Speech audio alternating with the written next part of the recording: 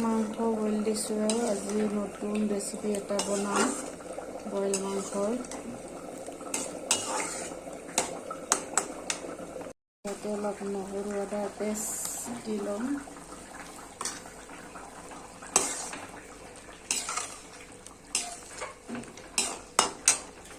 এটা নতুন ৰেচিপি বনাই আছোঁ। কেইটুকুৰামান বইল মাংস আৰু এইখিনি অকণমান দৈ লৈছোঁ আৰু এয়া ধনিয়া নহৰু পেষ্টটো মিক্স কৰি লৈ ল'ম দৈৰ লগত। তাৰপিছতে কেমেৰা লগা মানুহ নাই, এখন হাতেদি কৰি আছোঁ।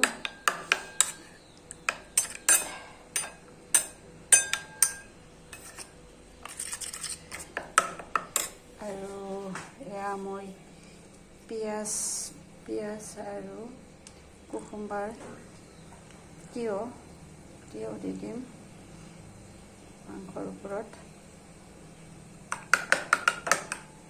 আৰু আদা নহৰু আৰু ধনিয়া দৈ পেষ্টটো ইয়াত দি দিম।